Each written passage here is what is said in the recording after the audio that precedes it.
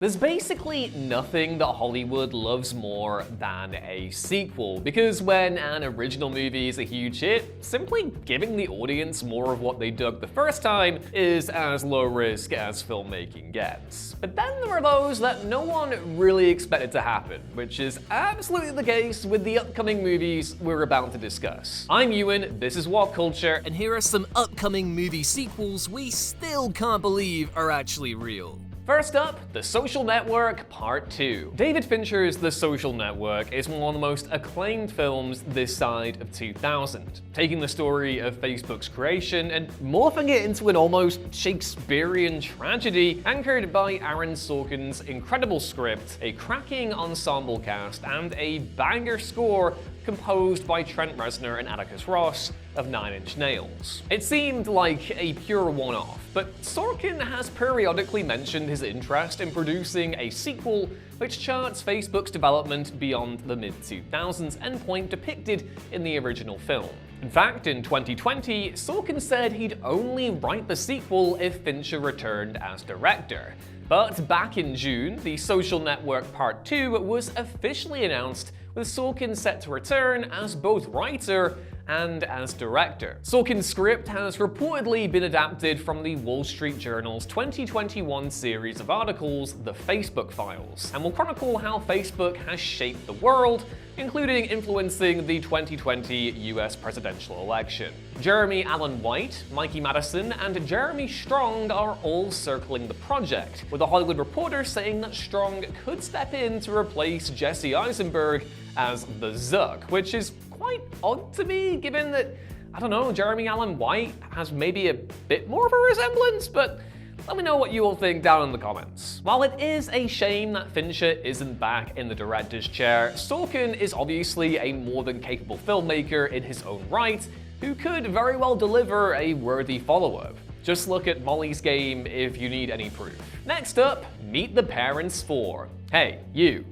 Wanna feel old? Ben Stiller is now 2 years older than Robert De Niro was when he starred with Stiller in Meet the Parents 25 years ago. Genuinely felt my hairline recede another few millimeters just reading that out loud. But enough of staring into the ceaseless void of time. While Meet the Parents spawned 2 commercially successful sequels, most seemingly agreed that the unlikely franchise had well and truly run its course, with 2010's critically reviled Little Fockers. But late in 2024, it emerged that a 4th film was in development, with Stiller, De Niro, Blythe Danner, and Terry Polo all set to return. And by this past March, writer John Hamburg, who also wrote the original trilogy, was confirmed to both write and direct the new installment. Since then, we've learned that Owen Wilson has also inked a deal to return, and Ariana Grande is also set to play a part. With a release date penciled in for November 25th, 2026, it's fair to assume that shooting will begin by the end of this year. And while there's something inherently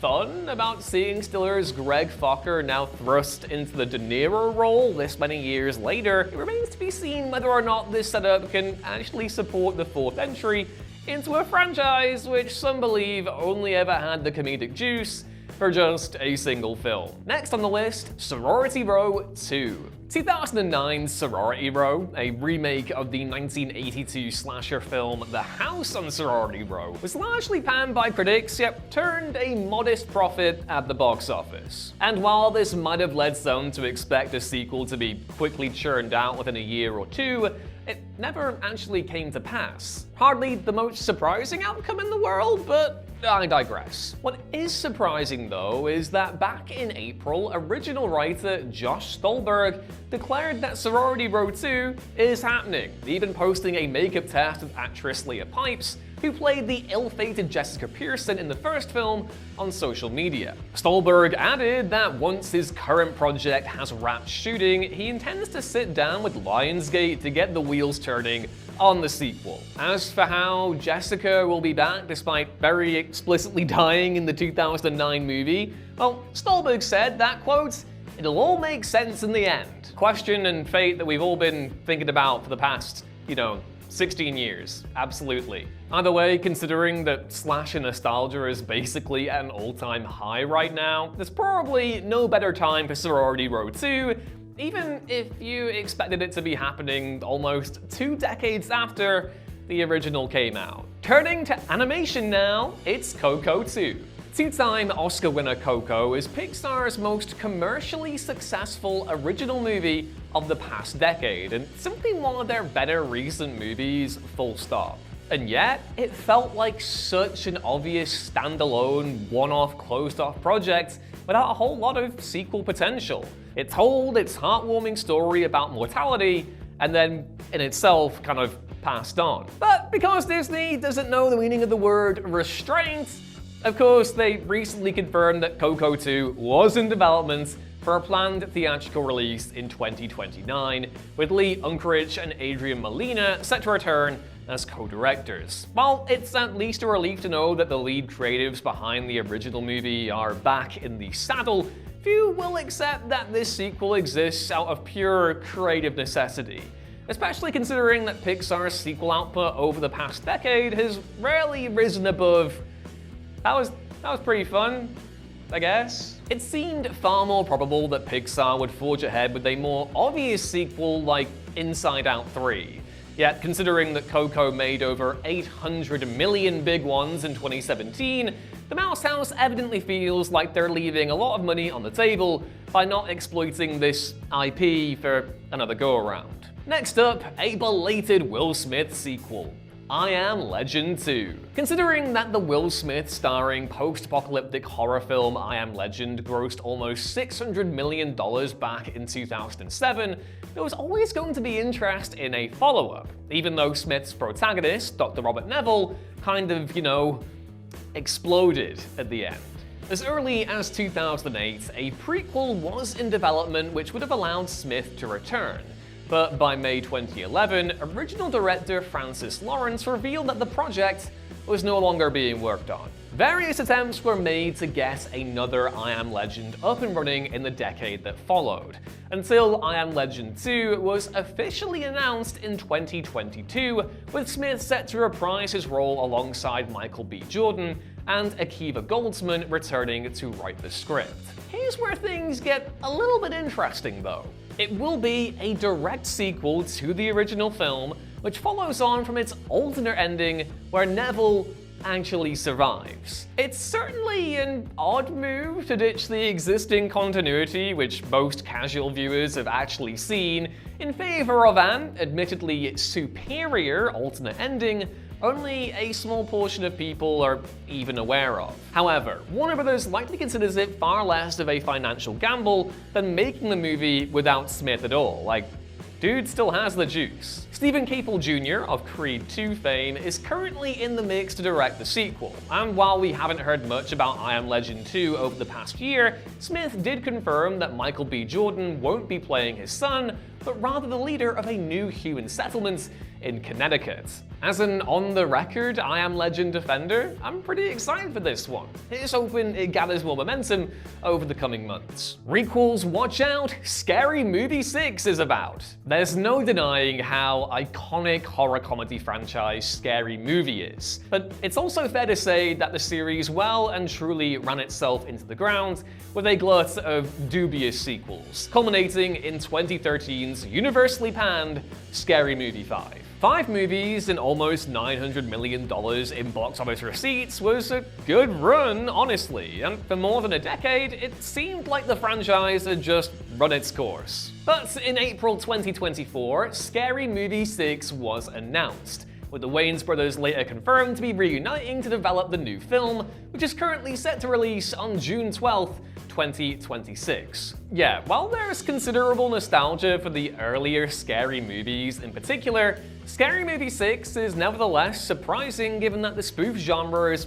pretty much dead with the exception of the recently released The Naked Gun. An oversaturation of low-effort spoofs throughout the 2000s and the rise of social media comedy content in the 2010s seemed to basically render the entire concept, moot. After all, when people can go online mere days after a new horror movie drops and find some clever funny parodies on TikTok or Instagram, why wait a year or two and pay money to watch Hollywood do their own, worse version. But Scary Movie 6 is definitely happening. It just remains to be seen if audiences will actually turn up for it. Following that up, we have The Resurrection of the Christ. For a time, it certainly seemed like a sequel to Mel Gibson's The Passion of the Christ was actually going to happen, considering the biblical epic's $612.1 million box office haul in 2004, and the obvious potential of a follow-up focused on Jesus Christ's resurrection. Yet, over the past decade, development of The Resurrection of the Christ has been extremely slow going, which, combined with Gibson's,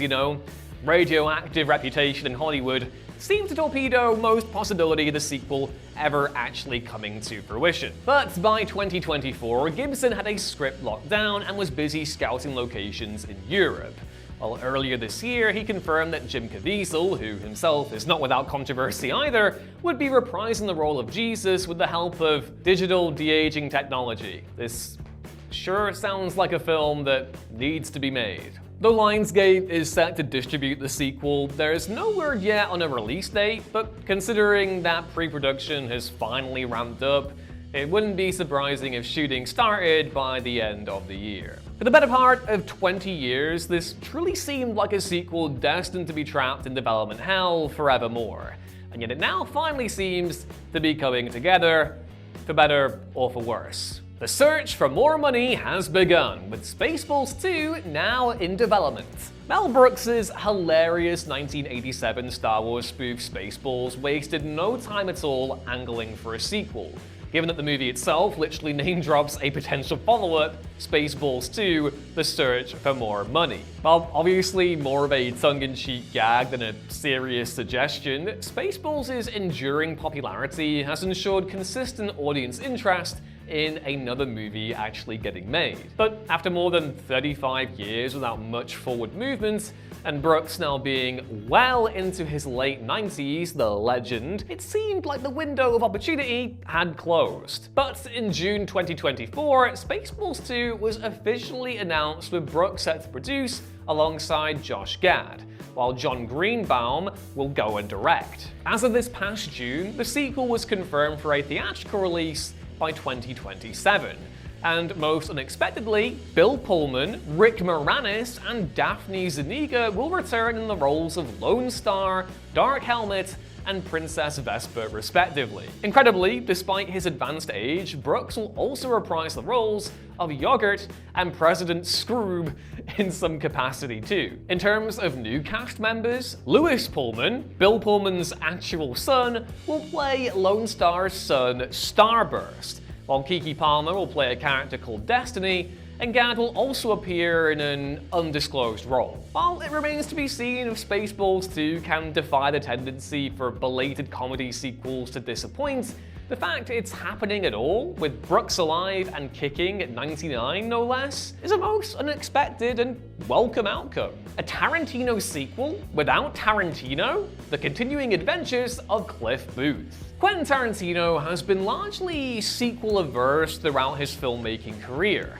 with even the Kill Bill duology being shot as a single movie, which he was persuaded to split into two during post-production. And of all of his movies to get a follow-up, just about nobody would have expected it to be his most recent one, Once Upon a Time in Hollywood. But back in April, it was announced that Tarantino had written The Continuing Adventures of Cliff Booth, a sequel centered around the film's breakout character, stuntman Cliff Booth, played by Brad Pitt. Though Tarantino won't be directing, his script was acquired by Netflix, who have brought the great David Fincher aboard to helm, one of the few directors Tarantino's fans would probably be happy to see bring his words to life.